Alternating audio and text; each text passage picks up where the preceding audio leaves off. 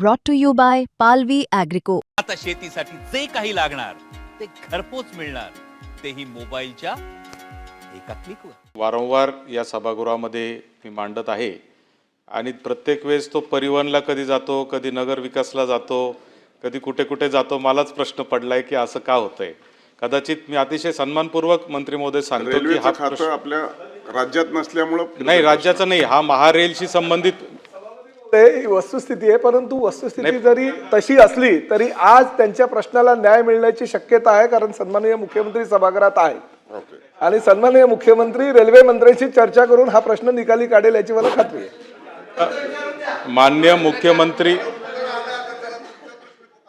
मुख्यमंत्री महोदय सभागृहात असल्यामुळेच आमच्या आशा पल्लवित झालेल्या आहेत.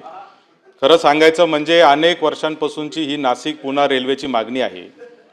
मागच्या काळामध्ये हा रेल्वेचा मार्ग जेव्हा बदलण्याचा निर्णय केंद्र सरकारकडून झाला, खरं तर ही महारेलची रेल्वे होती, ती नंतर सेंट्रल रेल्वेकडे गेली, म्हणून हा प्रश्न राज्य सरकारशी संबंधित आहे. आणि म्हणून ज्यावेळेस ती सेंट्रल रेल्वेकडे गेली तेव्हा त्याची अलाइनमेंट बदलली. माननीय CM साहेबांचा याच्यामध्ये सविस्तर अभ्यास आहे, अनेक वेळा त्यांच्याशी चर्चा झाली आहे. पण ज्या GMRTचं कारण सांगून माननीय मुख्यमंत्री साहेब की कारण दिलं जातं की बदलावं लागेल ट्रॅक, त्या GMRTचं माहितीच्या अधिकारात आलेलं आमच्याकडे उत्तर आहे आणि त्याच्यात स्पष्टपणे GMRTने सांगितलंय की अशा पद्धतीचं कुठलंही आमच्याकडून टेक्निकली त्यांनी चेकसुद्धा केलेलं नाही. आणि म्हणजे जर त्याची माहिती GMRTने अजून दिली नाही की आम्हाला हरकत आहे किंवा नाही, तर कशा पद्धतीने त्याचं कारण सांगितलं जातं हा खऱ्या अर्थाने प्रश्न आहे. माननीय सभापती महोदय, माझी सभागृहाच्या माध्यमातून माननीय मुख्यमंत्री महोदयांना विनंती आहे की अनेक आंदोलनं आता त्या ठिकाणी चालू आहेत. रास्ता रोकोचं, समृद्धीचं रास्ता रोकोचं आंदोलन देखील पुकारलं होतं लोकांनी, परंतु आपण त्याला स्थगित केलं. अनेक आंदोलनं, अनेक कृती समित्या तयार झालेल्या आहेत. खरं तर आज आदरणीय स्वर्गीय अजितदादा पवार आपल्यामध्ये नाहीत, परंतु अजितदादांचं देखील एक स्वप्न होतं की हा नाशिक पुण्याचा रेल्वे मार्ग सरळ मार्गाने झाला पाहिजे. दादांनी त्यासाठी प्रचंड प्रयत्न केला होता. हा रेल्वे मार्ग सरळ मार्गाने होणं ही दादांना देखील एक प्रकारे श्रद्धांजलीच खरं तर असणार आहे. आणि म्हणून माझी CM साहेब आपल्याला एक विनंती आहे की विनंती वजा प्रश्न आहे की या संदर्भात जे स्थानिक लोकप्रतिनिधी आहेत त्यांच्या आणि ज्या कृती समित्या गावोगाव आता तयार झाल्या त्यांच्या काही 2-4 प्रतिनिधींच्या उपस्थितीत नाशिक पुणे सरळ मार्गाने रेल्वेच्या संदर्भात, त्याचबरोबर नाशिक पुणे औद्योगिक महामार्ग पण जो आपण MSRDCच्या माध्यमातून प्रस्तावित केलेला आहे त्याला गती देण्याच्या दृष्टीने काही बैठक आपण आपल्या उपस्थितीत जर ठेवली तर अधिवेशन संपण्याच्या आत, तर निश्चित मला खात्री आहे की याच्यातून मार्ग निघेल आणि आम्हाला न्याय मिळेल. सभापती महोदय, आपल्याला कल्पना आहे की महारेलच्या माध्यमातून हा मार्ग आपण तयार केला होता. पण महारेल आपल्याला कल्पना असेल तर ती केंद्र सरकार आणि राज्य सरकारची मिळून तयार केलेली एक आपण कंपनी आहे. त्याला स्वतंत्र अधिकार नाही आहेत. ते त्या ठिकाणी एक प्रकारे कॉन्ट्रॅक्टरचं किंवा एजंटचं काम करतायत. त्या दृष्टीने तो मार्ग मंजूर करण्याकरता आपल्याला केंद्र सरकारकडेच पाठवावा लागतो. तो आपण केंद्र सरकारकडे पाठवल्यानंतर केंद्र सरकारने त्याच्यावर आक्षेप घेतला. आक्षेप घेतल्यानंतर मी स्वतः त्या ठिकाणी गेलो. आम्ही पूर्ण प्रेझेंटेशन त्यांच्यासमोर केलं. त्यावेळी त्यांनी त्याला मान्यता दिली नाही. मी दुसऱ्यांदा गेलो. दुसऱ्यांदा त्याची बैठक झाली. त्याही बैठकीत त्यांनी असा विषय मांडला की ही जी ऑब्झर्वेटरी आहे ही 32 देशांची ऑब्झर्वेटरी आहे आणि या ऑब्झर्वेटरीला दुसरीकडे शिफ्ट करता येत नाही. या ऑब्झर्वेटरीचा जो काही बफर झोन आहे त्या झोनमधनं रेल्वे नेण्याची परवानगी देता येत नाही तिथे ती ऑब्झर्वेटरी आहे.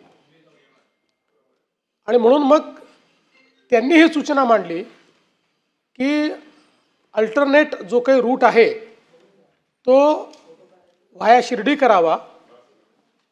फास्ट रेल असल्यामुळे त्याला एक 30 मिनिटं जास्त लागतील आणि मग हे जे काही सुटत आहेत, काही जसं तुमचा भाग काही सुटतोय किंवा तिथनं काही त्याला जॉईंट द्याव्यात, एक्सटेन्शन्स द्याव्यात, असा त्यांनी एक मार्ग त्या ठिकाणी सांगितला.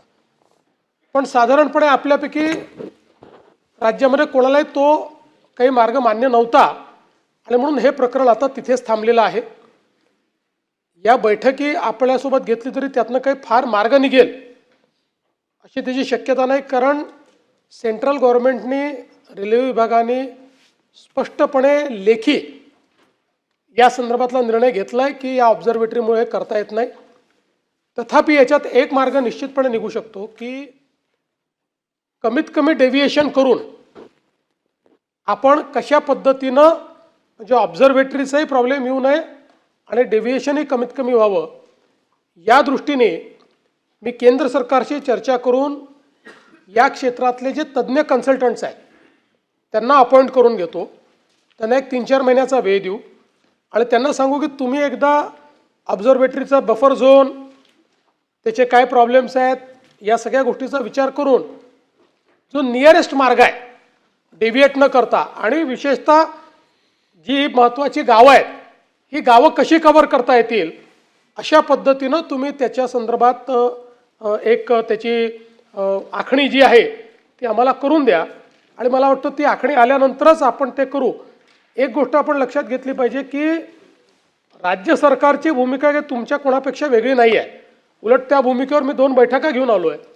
पण ज्यावेळेस ही भूमिका त्यांनी स्पष्टपणे मांडली की 32 देशाची ऑब्झर्वेटरी असल्यामुळे आम्हाला त्याचे नियम पाळावेच लागतील, तर त्याच्यावर आता उत्तर आपल्याकडेही नाही आहे आणि म्हणून यातनं काही ना काही टेक्निकल उत्तर एखाद्या एक्सपर्टने दिल्याशिवाय हे पुढे जाऊ शकणार नाही.